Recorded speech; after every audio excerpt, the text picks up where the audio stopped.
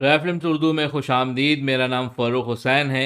आज जिस मौजू पे हम बात करेंगे वो है टेक्नोलॉजी बराए इंफॉर्मेशन मैनेजर्स या इंफॉर्मेशन मैनेजर्स के लिए टेक्नोलॉजी का इस्तेमाल।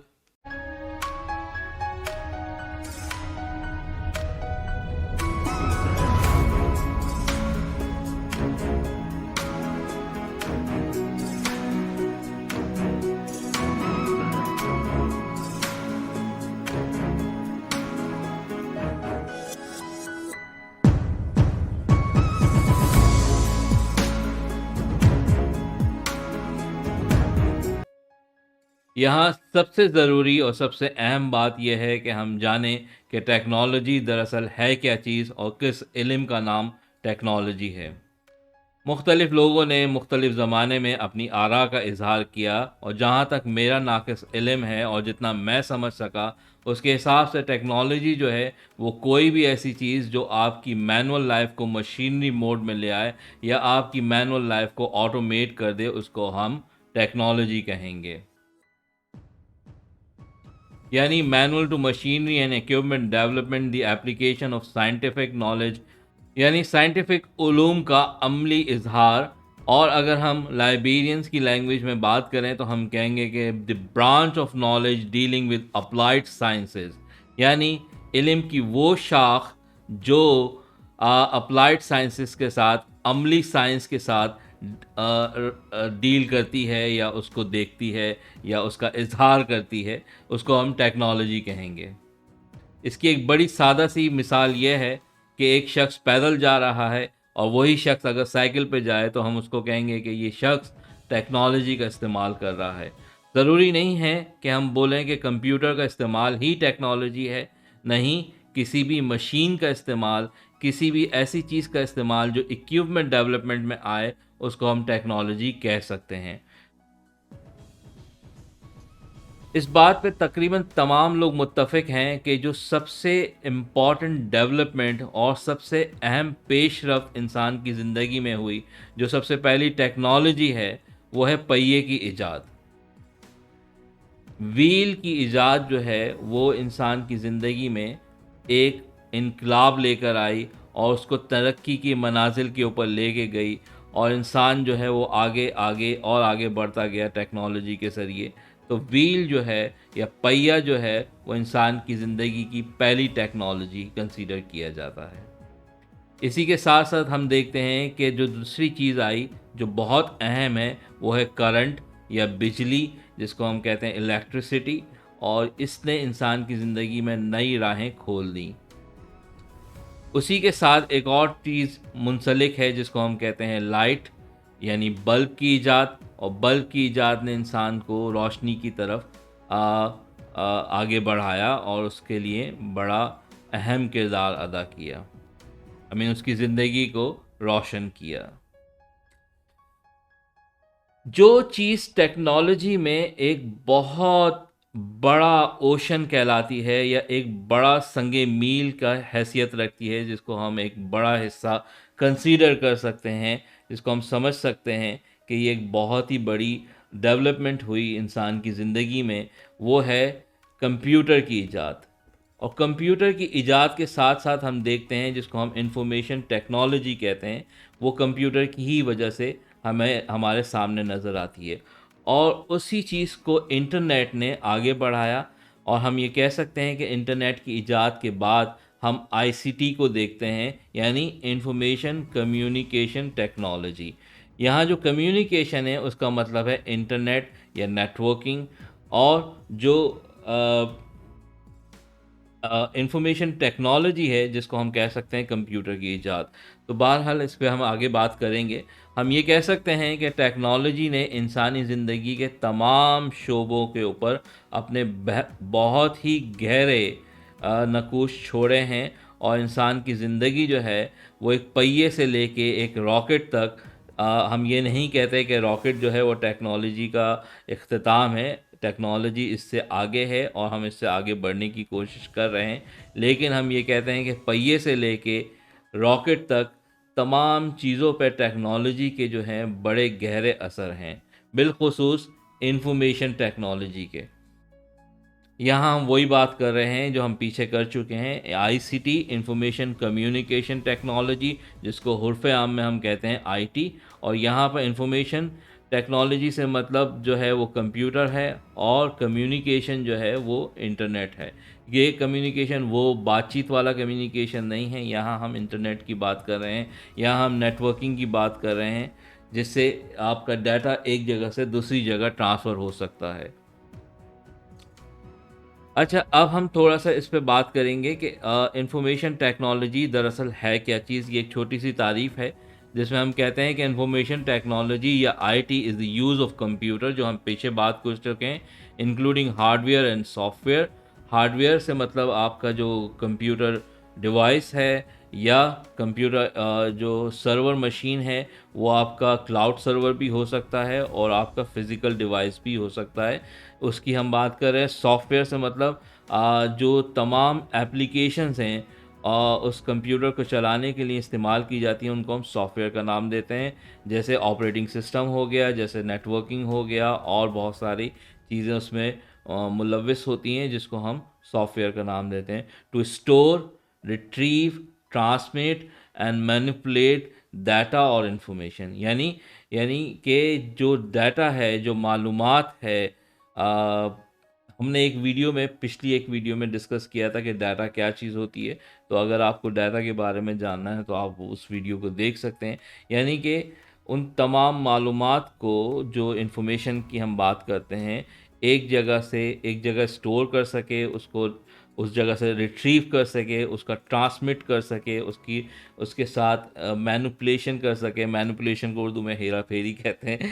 एनीवेज, यानी कि उसका अदल बदल कर सके, और इसको हम कहेंगे इंफॉर्मेशन टेक्नोलॉजी। और जो हम बात करते हैं इंफॉर्मेशन मैनेजमेंट टेक्नोलॉजी, वो इसी की एक शाख है, यानी इंफॉर्मेशन टेक्नोलॉजी की ही एक शाख है। The technology that use for the processing and management of information and knowledge. ठीक है, जो उसकी प्रोसेसिंग में जो टेक्नोलॉजी का इस्तेमाल होता है, उसको हम कह सकते हैं कि ये इंफॉर्मेशन मैनेजमेंट टेक्नोलॉजी है। It is a subset of information and communication technology, यानी कि ये आईसीटी का ही एक मज़ीद ज़ैली शाख है, जिसको हम कह सकते हैं इंफॉर्मेशन मैनेजमेंट टेक्नोलॉजी। आगे हम बात करते हैं। हम ये जानना चाह रहे हैं कि इन्फॉर्मेशन, जैसे हमने शुरू में अपने मौजू के ऊपर बात की, हमने कहा कि टेक्नोलॉजी फॉर इंफॉर्मेशन मैनेजर्स। हमने बात की कि टेक्नोलॉजी क्या हो सकती है। अब हम बात करने जा रहे हैं कि इंफॉर्मेशन मैनेजर से हमारी क्या मुराद है, या इंफॉर्मेशन मैनेजर्स कौन होते हैं, कौन लोग होते हैं। तो हम ये कह सकते हैं कि लाइब्रेरियंस दरअसल इंफॉर्मेशन मैनेजर्स हैं। और इसके लिए एक वीडियो है, मेरी ही एक वीडियो है जो मैं आपको सुनाऊंगा। इस दौरान में मेरी आवाज़ आपको शायद नहीं आए, लेकिन वीडियो की आवाज़ आपको ज़रूर आएगी। तो उसको पहले देख लेते हैं, फिर उसके बाद हम आगे बात करते हैं। Information manager is a new terminology for librarians or library professionals because they professionally train to acquire, process, organize, retrieve, and disseminate the information and knowledge. Similar, they are also known as information scientists or information professionals or the knowledge worker. Information manager, information scientist, information professionals या knowledge worker, ये तमाम की तमाम librarian के लिए नई इस्तिलाहात हैं, new terminologies हैं, जो लाइब्रेरियन के लिए यूज़ की जाती हैं, इस्तेमाल की जाती हैं। क्योंकि एक लाइब्रेरियन प्रोफेशनली इन तमाम चीज़ों की, यानी कि इंफॉर्मेशन को या नॉलेज को कैसे एक्वायर करना है, कैसे हासिल करना है, और उसके बाद उसका सिलेक्शन कैसे करना है। सिलेक्शन पहले होता है, हासिल बाद में किया जाता है। हासिल करने को हम एक्विजिशन और सब्सक्रिप्शन कहते हैं। उसके बाद आगे के जो मराहिल हैं, जिसमें प्रोसेसिंग शामिल है, जहाँ पर डिस्क्रिप्टिव कैटलॉगिंग है, सब्जेक्टिव कैटलॉगिंग है, जिसको आजकल मेटा डाटा का नाम दिया जाता है। उसके बाद फिर आगे के जो मराइल हैं, उसमें जो है वो उसको ऑर्गेनाइज करने का तरीका है शेल्फ़ के ऊपर, या अगर हम ई लाइब्रेरी या डिजिटल लाइब्रेरी की बात कर रहे हैं तो उसको कैसे अपलोड करते हैं, और फिर उसका रिट्रीवल है, और उसके बाद यूज़र की ट्रेनिंग है जिसको इंफॉर्मेशन लिटरेसी कहा जाता है। ये तमाम के तमाम मराइल और ये तमाम की तमाम इंफॉर्मेशन को मैनेज करना और उसका जो है प्रॉपर इंतज़ाम करना लाइब्रेरियन के ज़िम्मे है। इसलिए लाइब्रेरियन को इंफॉर्मेशन मैनेजर्स कहा जाता है। इंफॉर्मेशन साइंटिस्ट भी इसीलिए कहा जाता है क्योंकि वो इंफॉर्मेशन को के लिए ज़राए पैदा करता है और उन ज़राए से नई इन्फॉर्मेशन पैदा होती है, तो इसलिए लाइब्रेरियन को इन्फॉर्मेशन साइंटिस्ट कहा जाता है। क्योंकि साइंटिस्ट से मतलब ये है कि कोई चीज़ इन्वेंट करने वाला। और प्रोफेशनल्स तो ऑफ कोर्स क्योंकि वो प्रोफेशनली ट्रेनिंग्स लेते हैं इसलिए प्रोफेशनल्स कहा जाता है। आगे हम एक और वीडियो देखेंगे जिसमें हम बात कर रहे हैं कि लाइब्रेरियन लाइब्रेरी जो है वो इंफॉर्मेशन मैनेजमेंट टेक्नोलॉजी की सबसे बड़ी यूज़र है, और वो किस तरह है और वो कौन कौन सी टेक्नोलॉजी इस्तेमाल करती है, इस बात को हम देखते हैं। ये मेरी ही एक वीडियो का पार्ट है जो मैंने इंग्लिश में पहले बनाया था। अब मैं आपके लिए इसको उर्दू में थोड़ा सा कोशिश कर रहा हूँ कि इसको आप तक पहुँचा सकूँ।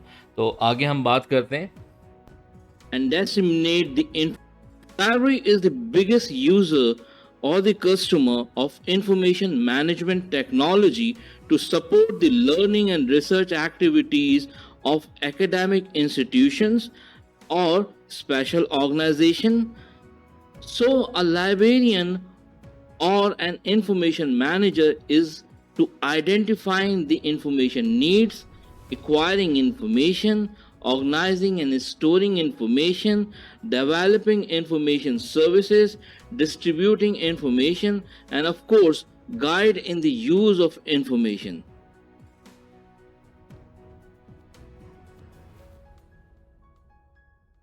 जो बात हमने पीछे की थी कि इंफॉर्मेशन मैनेजर जो है इन तमाम चीज़ों की ट्रेनिंग लेता है और वो किसी लाइब्रेरी के लिए काम करता है जहां वो एकेडमिक इंस्टीट्यूशन आमतौर पे इसमें रिसर्च लाइब्रेरीज होती हैं, एकेडमिक लाइब्रेरीज होती हैं। To support the teaching learning and research activities, librarian जो है वो अपनी ऑर्गेनाइजेशन को सपोर्ट करता है। किस तरीके से? वो इन्फॉर्मेशन को आइडेंटिफाई करता है, इन्फॉर्मेशन की नीड को आइडेंटिफाई करता है कि किस यूज़र ग्रुप को क्या इन्फॉर्मेशन रिक्वायर्ड है, फिर उसको एक्वायर करता है या सब्सक्राइब करता है, फिर उसकी ऑर्गेनाइजिंग है, उसकी स्टोरिंग है, फिर डेवलपिंग इंफॉर्मेशन सर्विसेज हैं और मुख्तलिफ सर्विसेज के ज़रिए इंफॉर्मेशन को आगे बढ़ाया जाता है, डिस्ट्रीब्यूटिंग है। ये वो तमाम के तमाम फंक्शंस हैं, ये तमाम के तमाम ऑपरेशंस हैं जो लाइब्रेरियन सर अंजाम देता है, और इन्हीं तमाम चीज़ों के लिए लाइब्रेरियंस को जो है या एक लाइब्रेरी को जो है इंफॉर्मेशन मैनेजमेंट टेक्नोलॉजी की बड़ी शदीद ज़रूरत पड़ती है। अब वो कौन कौन सी टेक्नोलॉजीज़ हो सकती हैं हम देखते हैं। थोड़ा सा इस वीडियो को आगे बढ़ा। What technology a librarian or information manager use? The very first thing is the library management system, nowadays known as the integrated library system or integrated library management system. The second most important technology is the digital library system or the digital library management system. Then we have standards and protocols and also the discovery and guided tools. Library is the biggest user or the customer of library technology को या information management technology को अगर हम divide कर दें तो हम ये कह सकते हैं कि इसके बुनियादी तौर पे 4 ग्रुप्स बनते हैं। पहला ग्रुप जो है वो है इंटीग्रेटेड लाइब्रेरी सिस्टम का या लाइब्रेरी सिस्टम्स का, जिसको हम लाइब्रेरी मैनेजमेंट सिस्टम भी कहते हैं। आम तौर पे आजकल उसको ILS कहा जाता है, यानी इंटीग्रेटेड लाइब्रेरी सिस्टम। दूसरा जो है वो है digital library systems. Digital library system integrated library system से बिल्कुल मुख्तलिफ है। इंटीग्रेटेड लाइब्रेरी सिस्टम बुनियादी तौर पर लाइब्रेरी मैनेजमेंट सिस्टम होता है जिसके ज़रिए आप अपनी लाइब्रेरी का कैटलॉग, अपने यूज़र की मेंबरशिप, अपना इशू रिटर्न वाले फ़राइज़ यानी कि बुक की इशुएंस, उसकी रिटर्न और उसके अलावा फ़ाइन कलेक्शन, ये तमाम मराइल को सरअंजाम देते हैं, जबकि डिजिटल लाइब्रेरी सिस्टम इससे बिल्कुल मुख्तलिफ है।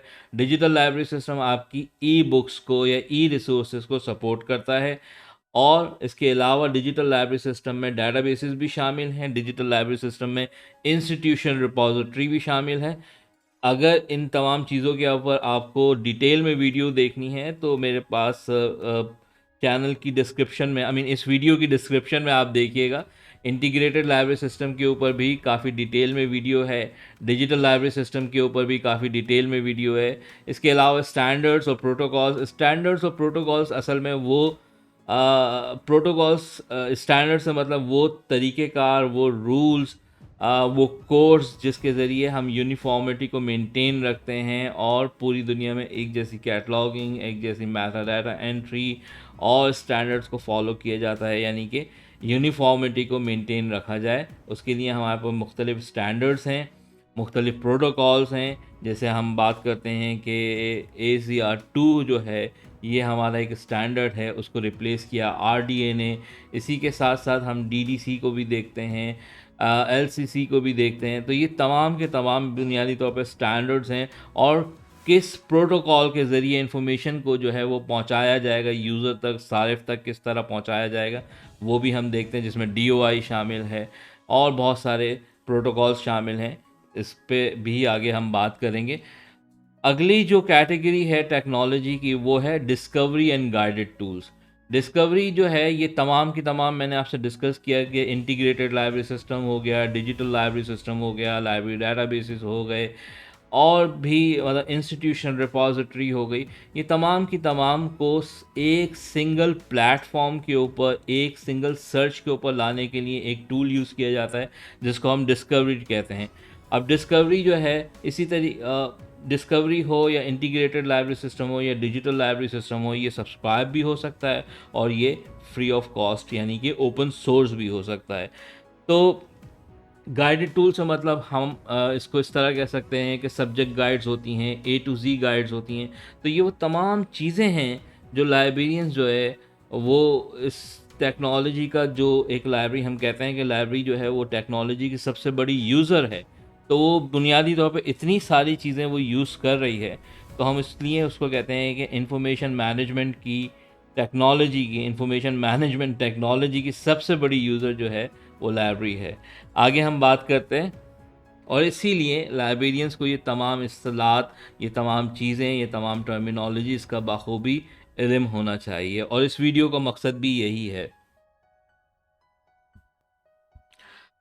अच्छा, आगे हम जो बात करने जा रहे हैं वो हम टेक्नोलॉजी के पहले बड़े हिस्से पे बात करने जा रहे हैं, जिसको हम बोलते हैं लाइब्रेरी सिस्टम्स या इंटीग्रेटेड लाइब्रेरी सिस्टम्स या इंटीग्रेटेड लाइब्रेरी मैनेजमेंट सिस्टम या ILS।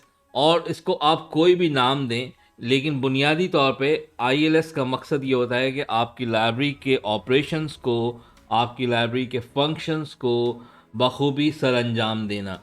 तो हम इसके ऊपर थोड़ी सी बात कर लेते हैं। एक वीडियो और है जिसको आप देखेंगे, उसके बाद फिर हम इसको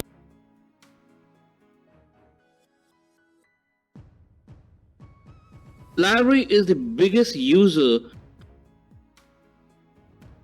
Integrated library system is to operate and administrate the core functions and services of a library or information resource center. For example, acquisition or purchasing, subscription or serial management, cataloging and metadata management, membership or pattern management, circulation or lending services, OPAC or search engine. OPAC is an abbreviation of Online Public Access Catalog, report management. So we have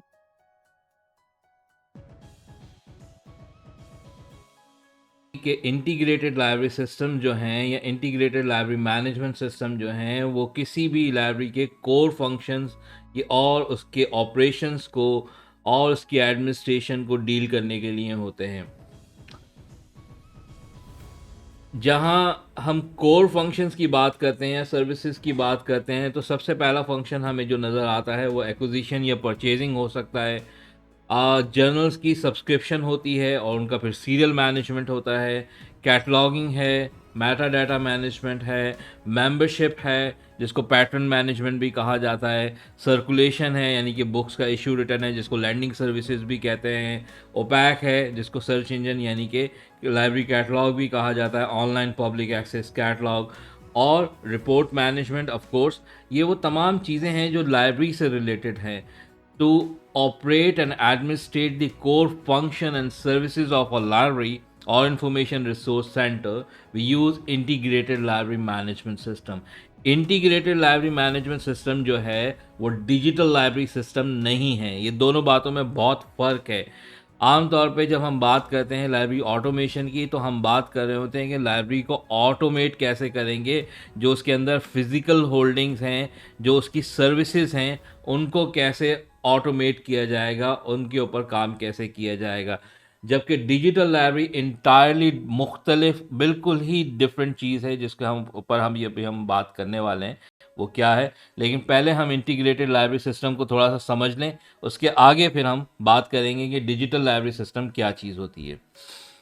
इस video को मज़ीद देखते हैं, इसमें और भी चीज़ें हैं। Types of ILS. When the library automation started, we have seen the DOS or Unix like system, and then a time comes with the developments of Windows, and we have some user friendly integrated library system or the library system designed on Microsoft Access, VB, I mean the Visual Basic, Fox Pro, Oracle, SQL, MySQL, and there's a long list.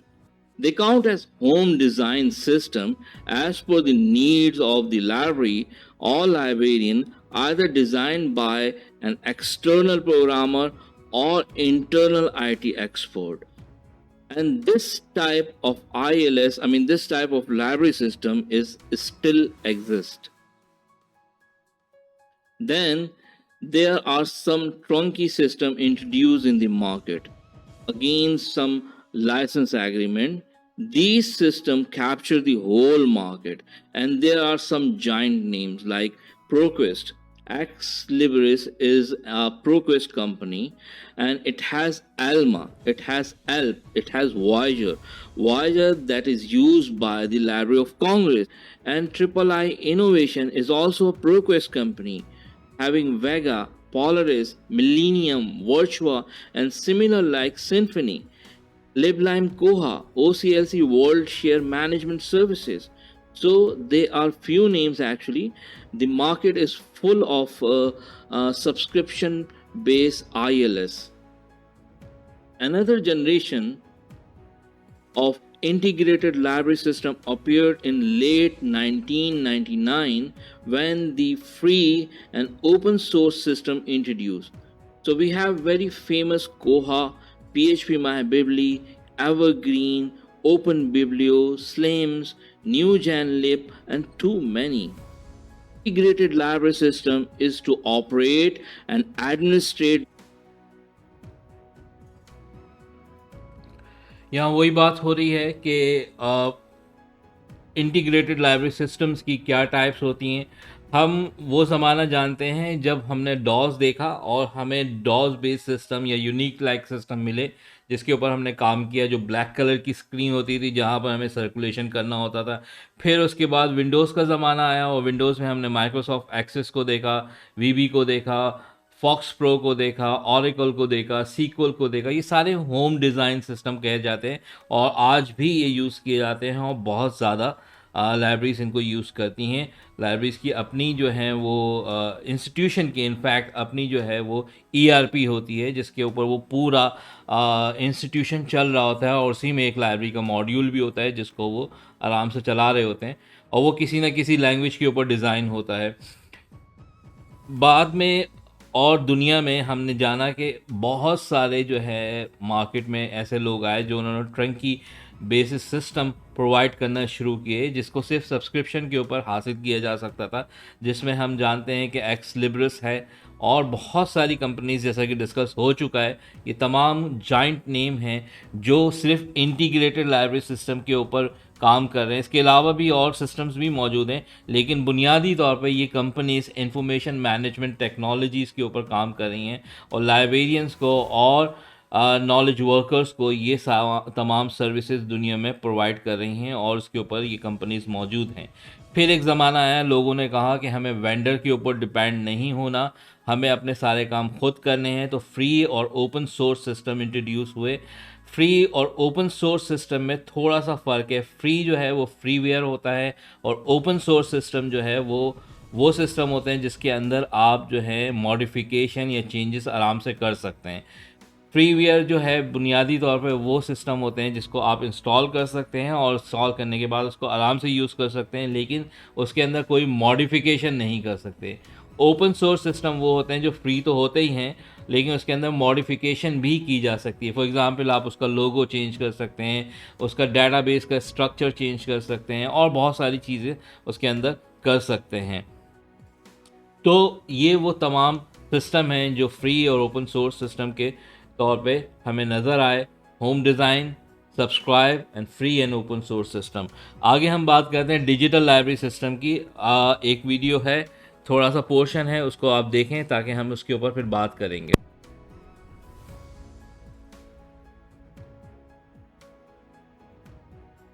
After the integrated library system, the digital library system is the main focus of a librarian or an information manager.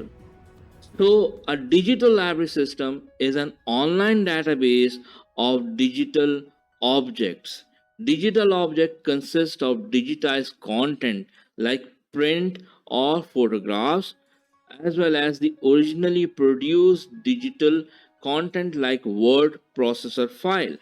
So we have two types of content. One is digitized and the next is born digital, and they are based on text like books, periodicals, reports, dissertation, and still images, and some audio format, and the video format, and the digital and some other digital media formats.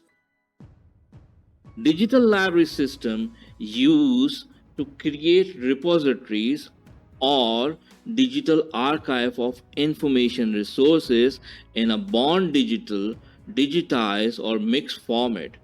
A digital library system stores content as data file on a computer machine, server, or the cloud, and also provide the tool set to enable search and retrieval of the repositories and the digital archive.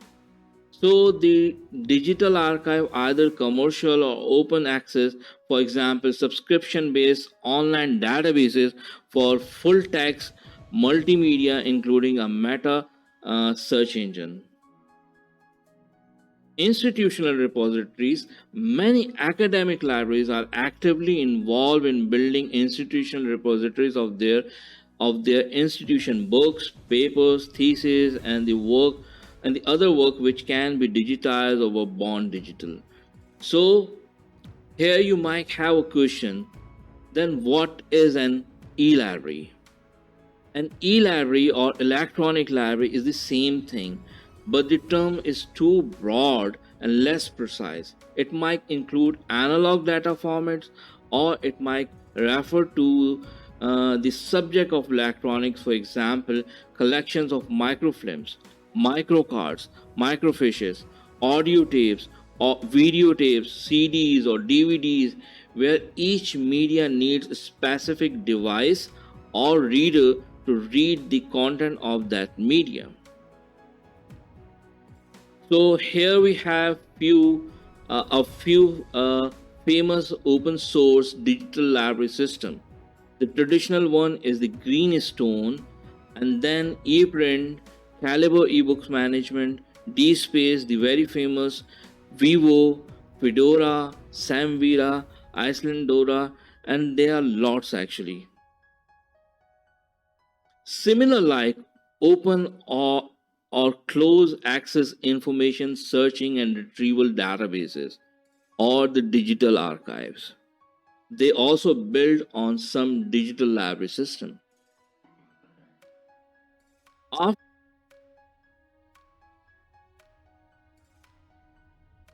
समझी, काफ़ी सारी बातें हैं। अ, देखिए, digital library system जो है एक database है डिजिटल ऑब्जेक्ट्स का। अब डिजिटल ऑब्जेक्ट्स 2 तरह के होते हैं। पहला बॉर्न डिजिटल, दूसरा डिजिटाइज़ कंटेंट। बॉर्न डिजिटल ये होता है कि आपने एक पीडीएफ फाइल में, मतलब एक बुक लिखी गई है जो जिसका जो फॉर्मेट है वो है ही पीडीएफ या ईपब है या उसके अलावा डॉक्यूमेंट है या एचटीएमएल है, तो वो बॉर्न डिजिटल बुक है और उसका प्रिंट नहीं है, या प्रिंट है तो बॉर्न डिजिटल है वो, ठीक है ना। तो एक जो है वो प्रोड्यूस ही बॉन्ड डिजिटल हो रही है और उसको as a e book consider किया जा रहा है। एक जर्नल आर्टिकल लिखा ही इंटरनेट के ऊपर जा रहा है और इंटरनेट के ऊपर ही अवेलेबल है, प्रिंट नहीं है उसका अवेलेबल, तो हम उसको बॉन्ड डिजिटल कहेंगे, ठीक है ना। यहाँ से फॉर्मेट की बात आ रही है। दूसरा जो है वो प्रिंट मौजूद है और उसको हम स्कैन कर लेते हैं, तो हम क्या करते हैं, हम डिजिटाइज कंटेंट बना देते हैं। तो डिजिटल ऑब्जेक्ट दो तरह से हो सकते हैं। अब डिजिटल ऑब्जेक्ट्स बेसिकली क्या होते हैं, जिसको कंप्यूटर, यानी कि उसको कंप्यूटर उसको रीड कर सके, उसको इंटरप्रेट कर सके। तो इसमें हमारे पास बहुत सारे फॉर्मेट्स मौजूद हैं। ईपब है, पीडीएफ है, एचटीएमएल है और बहुत सारे फॉर्मेट्स हैं। अभी हम फॉर्मेट्स के ऊपर बात नहीं कर रहे, लेकिन बुनियादी तौर पे जो डिजिटल ऑब्जेक्ट्स होते हैं वो दो होते हैं। एक बॉन्ड डिजिटल जो क्रिएट ही डिजिटल फॉर्मेट में होते हैं, दूसरा डिजिटाइज फॉर्मेट जिसको हम स्कैनिंग के ज़रिए डिजिटाइज करते हैं। अगर जैसे एक तस्वीर है तो उसको हम स्कैन करके और कंप्यूटर में सेव कर सकते हैं, तो वो डिजिटाइज हो गई। इसी तरीके से एक ऑडियो है जो, या वीडियो है जो वीएचएफ पे है, जिसको हम डिजिटाइज करके फॉर्मेट दे देते हैं कंप्यूटर का, तो वो डिजिटाइज कंटेंट कहलाएगा। और उन्हीं के डेटाबेसिस को हम कहेंगे डिजिटल लाइब्रेरी। ज़्यादातर इसके अंदर डॉक्यूमेंट्स शामिल होते हैं, लेकिन मल्टीमीडिया डेटाबेसिस भी होते हैं।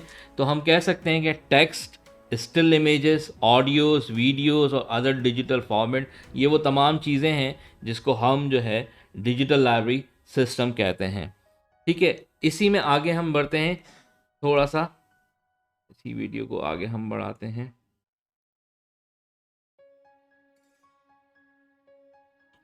अगली जो बात इसमें हुई है वो ये हुई है कि डिजिटल आर्काइव, यानी कि अब हम देखते हैं कि डेटाबेसेस की शक्ल में हमें आर्काइव्स मिलते हैं, जो कि दो तरह से हो सकते हैं। एक तो सब्सक्रिप्शन बेस, हम बहुत सारे डेटाबेसेस सब्सक्राइब करते हैं जिसमें हम ई बुक्स भी लेते हैं, जिससे हम जर्नल्स भी लेते हैं, जहां हम वीडियोस के लिए डेटाबेसेस भी लेते हैं। इसके अलावा फ्री वाले भी हैं जिसको हम ओपन एक्सेस कहते हैं।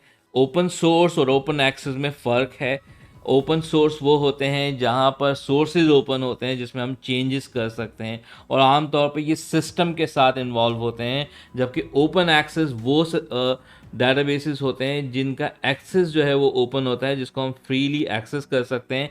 वहाँ से इंफॉर्मेशन जो है आमतौर पर बुक्स या जर्नल्स या वीडियोस डाउनलोड कर सकते हैं, उसको हम यूज़ कर सकते हैं, तो वो ओपन एक्सेस कहलाते हैं। अब डिजिटल आर्काइव जो है आमतौर पर ओपन एक्सेस भी होती है और कमर्शियल भी होती है, जिसका हमें सब्सक्रिप्शन लेना होता है। फॉर एग्ज़ाम्पल एक जर्नल से एग्ज़ाम्पल है, जैसे जेस्ट्रो.org है, इसके लिए हमें सब्सक्रिप्शन लेना होगा। जबकि डॉज जो है, directory of open access journal, ये फ्री है, इसको हम फ्रीली एक्सेस कर सकते हैं, तो उसको हम ओपन एक्सेस कहेंगे। अच्छा, इसके बाद एक और चीज़ है जिसमें डिजिटल लाइब्रेरी सिस्टम्स यूज़ किए जाते हैं, जिसको हम इंस्टीट्यूशनल रिपोजिटरी कहते हैं। यानी कि कोई इदारा ऐसा जिसकी पब्लिकेशन ज़्यादा हैं, जिसकी रिसर्च ज़्यादा है, और नहीं भी ज़्यादा है तो वो भी तब भी वो चाहता है कि उसकी पब्लिकेशंस नुमाया हों, इंटरनेट के ऊपर मौजूद हों, डिजिटल फॉर्मेट में मौजूद हो, उनकी अपनी डिजिटल लाइब्रेरी हो, तो वो इंस्टीट्यूशनल रिपोजिटरी की तरफ आते हैं और वहाँ पर इन तमाम चीज़ों को लाइसेंस के साथ पूल कर दिया जाता है। यहाँ एक बात का ख़ास ख्याल रखें कि जब भी हम डिजिटल लाइब्रेरी सिस्टम की बात करते हैं या डिजिटल लाइब्रेरी सिस्टम को हम बनाना चाहते हैं, तो कॉपीराइट जो है ना वो बड़ा एक अहम मरहला है और एक बहुत ही अहम सुतून है। आम तौर पे इस चीज़ का ख़्याल नहीं रखा जाता और देखा जाता है कि इदारे को डिजिटल लाइब्रेरी की ज़रूरत है तो बुक्स हमने यहाँ वहाँ कहीं से भी डाउनलोड की हैं और डाउनलोड करने के बाद उस डाटाबेस पे चढ़ा देते हैं और कहते हैं अल्लाह अल्लाह खैर सल्ला। ऐसा नहीं होता। आम तौर पे यहाँ पर कॉपीराइट का बड़ा ख़्याल रखना होता है कि जो बुक्स आप अपलोड कर रहे हैं, जो बुक्स आप अपने डेटाबेस पे या डिजिटल लाइब्रेरी सिस्टम के ऊपर ला रहे हैं, उनका लाइसेंस होना चाहिए आपके पास। नहीं तो ये एक प्रॉब्लम है असल में। हम बड़े ही तरजीह देते हैं कि ई बुक्स की सर्कुलेशन को, जर्नल आर्टिकल्स की सर्कुलेशन को व्हाट्सएप के ज़रिए, मतलब बहुत सारे ऐसी चीज़ें मैं देखता हूँ जिसमें धड़ाधड़ शेयरिंग हो रही होती है।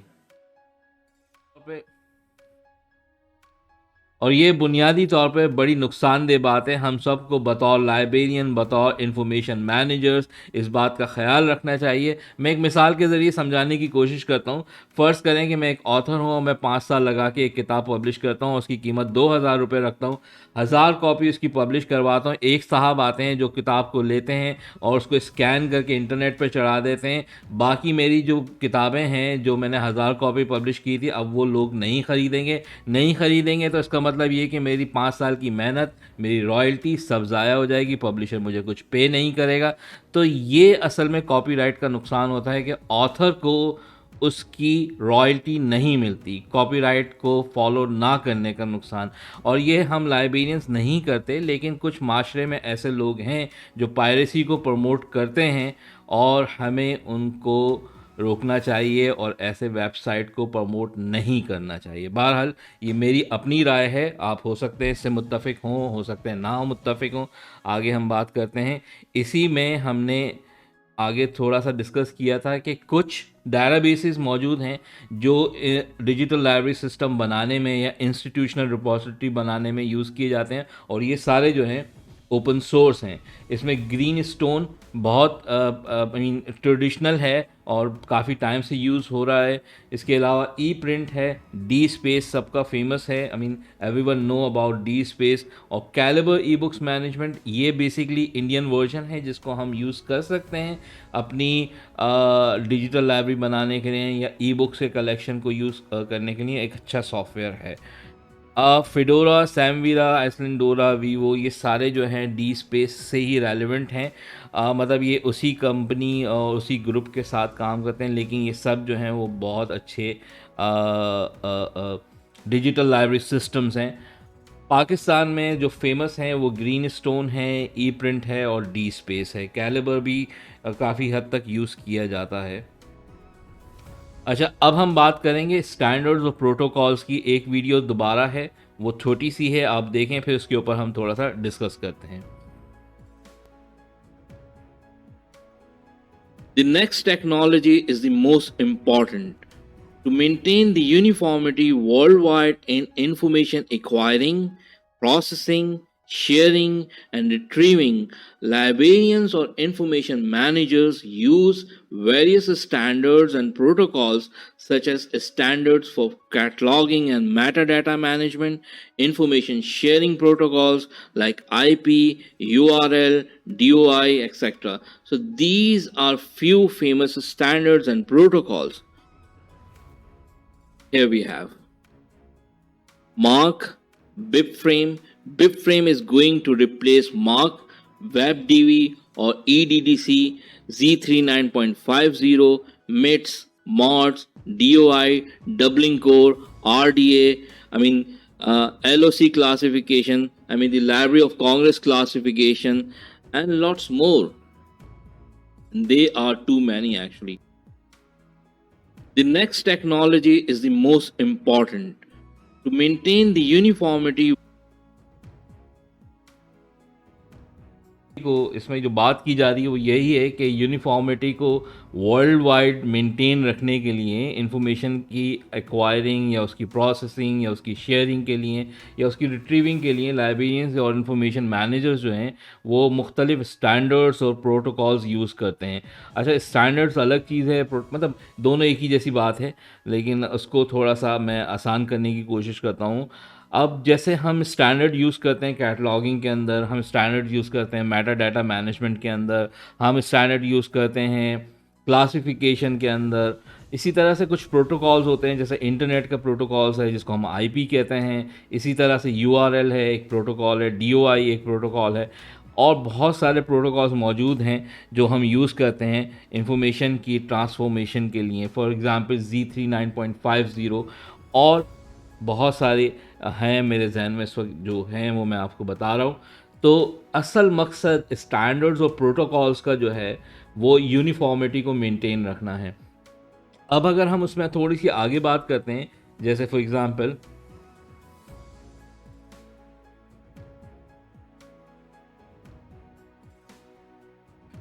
अगर हम बात कर लेते हैं फॉर एग्ज़ाम्पल आरडीए की, जब ACR2 था, ACR2 को रिप्लेस किया आरडीए ने। आरडीए जो है रिसोर्स डिस्क्रिप्शन एंड एक्सेस है, ACR2 जो है वो एंग्लो अमेरिकन कैटलॉगिंग रूल्स 2 है, और उसको रिप्लेस किया आरडीए ने। अच्छा, ये दोनों बेसिकली बुनियादी तौर पे कैटलॉगिंग स्टैंडर्ड्स हैं जिसको हम कहते हैं कोड्स, ठीक है। और मार्क जो है या एक्सएमएल मार्क जो है, और ये बेसिकली मेटा डाटा स्कीमा है। इन दोनों में बहुत फ़र्क है। इस बात को समझने की कोशिश करें कि आरडीए या ACR2 आपको कोड्स देते हैं, मतलब स्टैंडर्ड प्रोवाइड करते हैं कि इस तरह से कैटलॉगिंग करनी है, ठीक है। कॉमा यहाँ लगाना है, फुल स्टॉप यहाँ लगाना है, ऑथर का टाइटल, ऑथर का नाम ऐसे लिखना है, एंड सो टाइटल ऐसे लिखना है, वॉट एवर। लेकिन जो मेटा डाटा स्कीमा होता है बेसिकली वो फॉर्मेट होता है। अब फॉर्मेट जो है वो कार्ड फॉर्मेट भी हमने देखा है, बुक फॉर्मेट भी हमने देखा है। इसके अलावा अब जो हम बात कर रहे हैं वो आया मशीन रीडेबल कैटलॉगिंग, ठीक है। तो मशीन रीडेबल कैटलॉगिंग जिसको हम मार्क कहते हैं वो असल में एक फॉर्मेट है जिसको मशीन रीड कर सके, ठीक है ना। उसके अंदर जो है आप अगर डिस्कस करेंगे तो उसके अंदर है इंडिकेटर, डेलीमीटर, टैग्स, सब फील्ड कोड, ये सारे जो हैं उस मेटा डाटा स्कीमा को लेके चलते हैं एलिमेंट्स। यानी कि उसके ऊपर एक मज़ीद वीडियो है मेरे चैनल के ऊपर, अगर आप देखना चाहें मैं लिंक डाल दूंगा। तो मार्क स्ट्रक्चर पूरा हमने डिस्कस किया है। इसी तरीके से फिर और भी जैसे अब मार्क जो है वो रिप्लेस होने वाला है, अभी नहीं लेकिन अभी इसमें टाइम है, बिप फ्रेम के साथ। और बिप फ्रेम और मार्क में थोड़ा सा जो है वो फ़र्क बुनियादी तौर पे ये है कि ये लिंक डाटा को सपोर्ट करता है। और सब्जेक्टिव कैटलॉगिंग के लिए हम जो स्टैंडर्ड यूज़ करते हैं वो DDC है, library of Congress classification scheme है, ठीक है। ये सारे स्टैंडर्ड हैं जो हम इसको यूज़ करते हैं। मेटा डाटा स्कीमा जो डिजिटल लाइब्रेरी सिस्टम में यूज़ किया जाता है वो है डबलिंग कोर जिसको हम यूज़ करते हैं, ठीक है। तो स्टैंडर्ड्स हो या प्रोटोकॉल्स हों, ये बेसिकली यूनिफॉर्मिटी को मेंटेन रखने के लिए यूज़ किया जाता है। अच्छा, आईपी का बड़ा अमल दखल है। हम देखते हैं कि इंस्टीट्यूशनल डेटाबेसेस की जब सब्सक्रिप्शन की हम बात करते हैं तो वो इंस्टीट्यूट की आईपी के ऊपर पूल किए जाते हैं और उसको हम फिर आईपी के ज़रिए जो है सब्सक्राइब कर लेते हैं या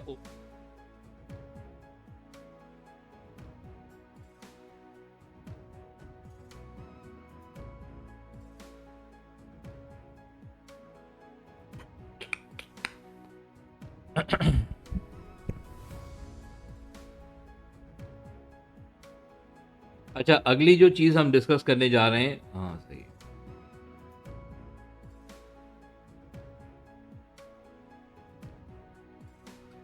अच्छा, अब हम इस बात को थोड़ा सा आगे बढ़ाते हैं। जो अगली चीज़ हम डिस्कस करने जा रहे हैं वो है discovery and guided tools. Discovery बुनियादी तौर पे मैं एक एग्जांपल के ज़रिए समझाता हूँ। फ़र्ज़ करें कि मेरी लाइब्रेरी में मैंने इस वक्त जो है एक इंटीग्रेटेड लाइब्रेरी सिस्टम है और जिसके ऊपर ऑनलाइन कैटलॉग मौजूद है, ठीक है। तो मेरा एक ऑनलाइन कैटलॉग मौजूद है मेरी लाइब्रेरी का। मेरे पास इंस्टीट्यूशनल रिपॉजिटरी है। इसके अलावा कोई 10 डेटाबेसेस की मैंने सब्सक्रिप्शन की हुई है और मेरे पास कुछ और रिसोर्सेज भी मौजूद हैं जिसको मैंने सब्सक्राइब किया हुआ है अपनी लाइब्रेरी के बिहाफ पे। तो अब बताएं, ये सारे यूआरएल्स क्या मैं अपने यूज़र को इंडिविजुअली प्रोवाइड करूंगा या मैं एक जो है वन सर्च विंडो प्रोवाइड करूंगा to search them all from one.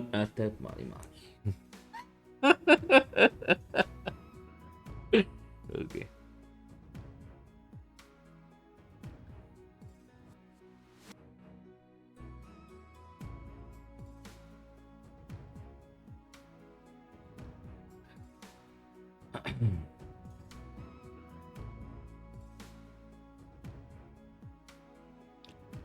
अच्छा अब हम इसको अच्छा अब हम इसको थोड़ा-सा आगे बढ़ाते हैं। आगे हम बात करते हैं, जो अगली चीज़ हम डिस्कस करने जा रहे हैं वो है डिस्कवरी एंड गाइडेड टूल्स।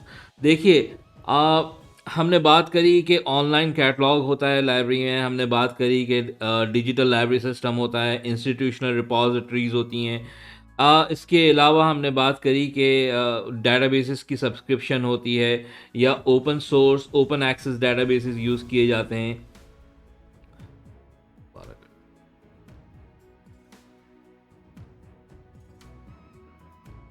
अच्छा, अब हम इस बात को थोड़ा-सा आगे बढ़ाते हैं और आगे हम बात करते हैं अगली जो चीज़ हम डिस्कस करने जा रहे हैं वो है डिस्कवरी एंड गाइडेड टूल्स।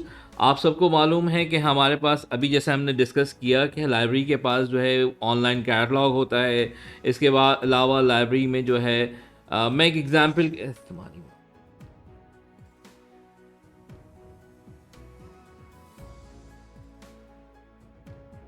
अच्छा, इस बात को हम आगे बढ़ाते हैं और अच्छा अब हम इस बात को थोड़ा-सा आगे बढ़ाते अच्छा।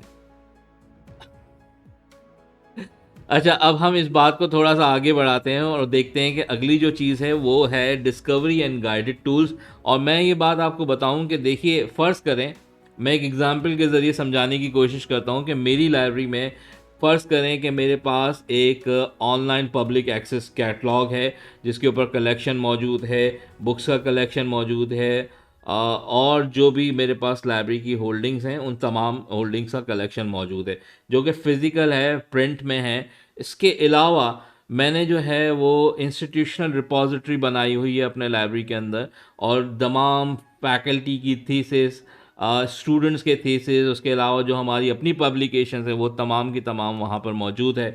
फिर हमने कोई 10-15 डेटाबेसेस को सब्सक्राइब किया हुआ है।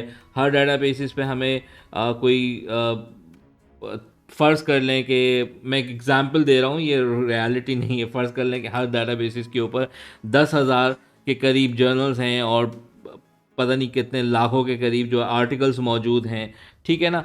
अब मैं अपने यूज़र को जब इन तमाम रिसोर्सेज़ के बारे में बताऊँगा, तो क्यों ना मैं एक सिंगल सिंगल सर्च प्लेटफ़ॉर्म बताऊँ, जहाँ से इन तमाम रिसोर्सेज़ को सर्च कर लिया जाएगा। और वो सिंगल सर्च प्लेटफ़ॉर्म जो है या वन सर्च विंडो जो है वो कहलाता है डिस्कवरी। और ऐसे बहुत सारे टूल्स मौजूद हैं, सब्सक्रिप्शन बेस्ड भी और ओपन एक्सेस में भी, आई मीन ओपन सोर्स में भी, जिसको हम यूज़ कर सकते हैं और डिस्कवरी सर्विस बना सकते हैं लाइब्रेरी के लिए। तो अभी हम उसके ऊपर बात करेंगे। और इसी तरीके से हम क्या करते हैं कि गाइडेड टूल्स बनाते हैं, हाउ टू गाइड बनाते हैं। इसी तरीके से हम जो है वो ए टू ज़ी गाइड बनाते हैं, जहाँ पे हम जर्नल्स को, जहाँ पर हम आर्टिकल्स को ए टू ज़ी रखते हैं।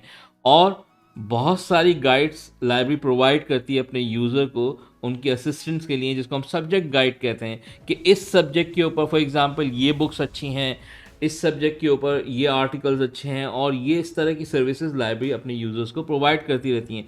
तो उसके लिए हम गाइडेड टूल्स यूज़ करते हैं। अब हम एक छोटा सा क्लिप है उसको देख लेते हैं, उसके आगे हम बात करेंगे। मेरी आवाज़ आपको नहीं आएगी।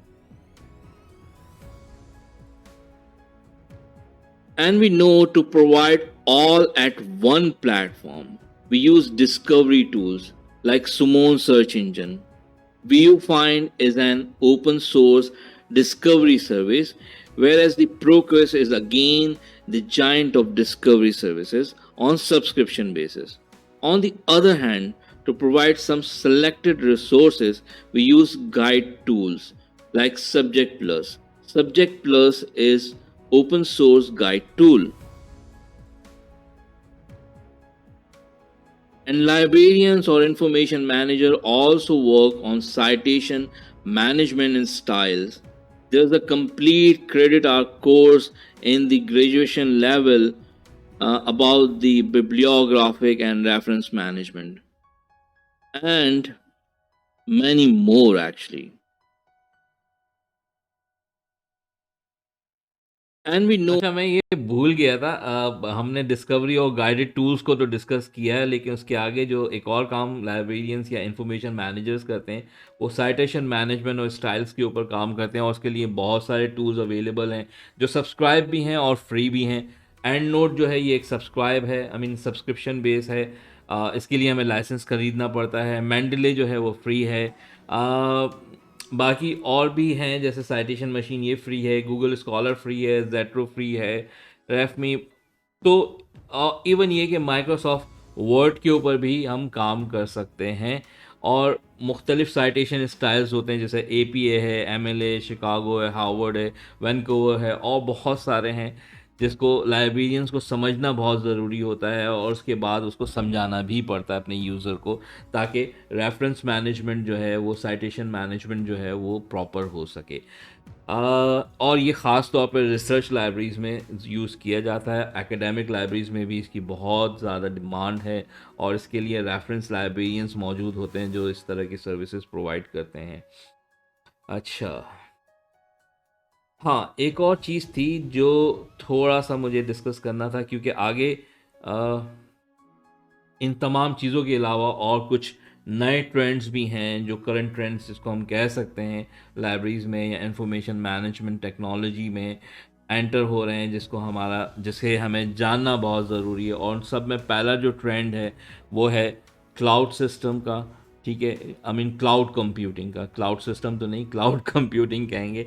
चाहे वो आपका कंप्यूटर सिस्टम हो, चाहे आपका कंप्यूटर हो, चाहे वो आपका मोबाइल हो, and everything is on cloud right now.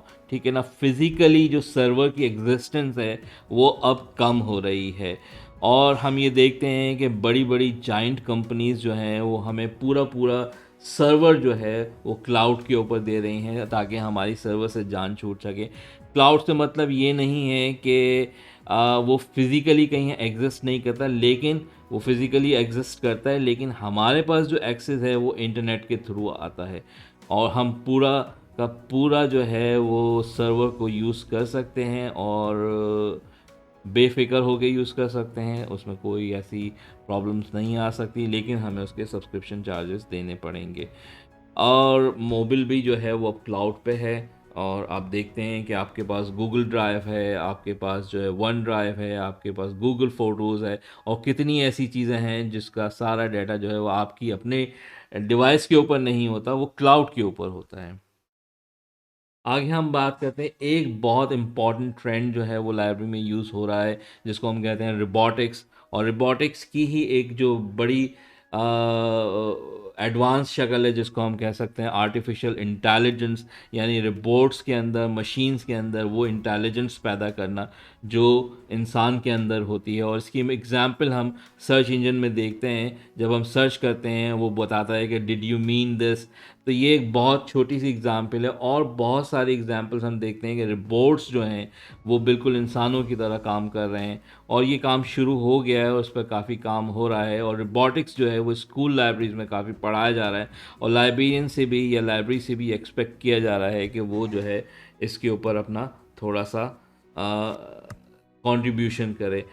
फिर एक और जो ट्रेंड है जिसको हम कह सकते हैं कि काफ़ी इन है, वो है डाटा विजुअलाइजेशन। ताकि रिसर्च लाइब्रेरीज में ये ट्रेंड बहुत ज़्यादा फेमस है, और इस पे बहुत काम हो रहा है, और बाकायदा लैब्स बनी जाती हैं जिसमें जो है वो डाटा को विजुअलाइज करके दिखाया जाता है, और उसको इसी तरीके से प्रेजेंट भी किया जाता है ताकि रिसर्चर्स के लिए आसानी रह सके। फिर ये ट्रेंड तो हम सबको पता है कि कंप्यूटर जो है, टेक्नोलॉजी जो है वो श्रिंक हो रही है। पहले हम देखते थे कि मिनी है, फिर उसके बाद माइक्रो हो गया, फिर माइक्रो के बाद अब नैनो हो गया, और नैनो से अल्लाह जाने क्या होगा आगे क्या होगा। ठीक है, सो ये वो सारी चीज़ें हैं, और हमने काफ़ी सारी चीज़ें डिस्कस करी। हमने टेक्नोलॉजी को बहुत अच्छी तरीके से डिस्कस किया। हमने डिस्कस किया इंफॉर्मेशन टेक्नोलॉजी को, हमने डिस्कस किया इंफॉर्मेशन मैनेजमेंट टेक्नोलॉजी को, और उसमें हमने उसके कोर पार्ट डिस्कस किया। हमने ये भी डिस्कस किया कि लाइब्रेरियंस जो है वो इंफॉर्मेशन मैनेजर्स किस तरह से है, और वो क्या काम करता है, और उसको क्या करना चाहिए, और किन चीज़ों में अब जो है अपने आप को इन करना चाहिए। हमने कुछ करंट ट्रेंड्स भी डिस्कस किए हैं। और हमने टेक्नोलॉजी के सफ़र को भी डिस्कस किया। So thank you very much for watching. This is Farooq Hussain. आपकी जो राय हो वो ज़रूर अपने इस वीडियो के कमेंट्स में लिखें और मैं और भी वीडियो शेयर करूँगा। उर्दू में असल में मैं बहुत मैं बनाता नहीं हूँ वीडियो, और कम होती हैं क्योंकि लोग जो हैं वो उनकी व्यूवरशिप कम होती है। सो बहरहाल मैंने बड़ी कोशिश करी कि इसको मैं उर्दू में बनाऊं और मैंने काफ़ी हद तक बना लिया है। And thank you very much for watching. This is Farooq Hussain. Keep watching Rap Films and and thank you very much. Take care of yourself.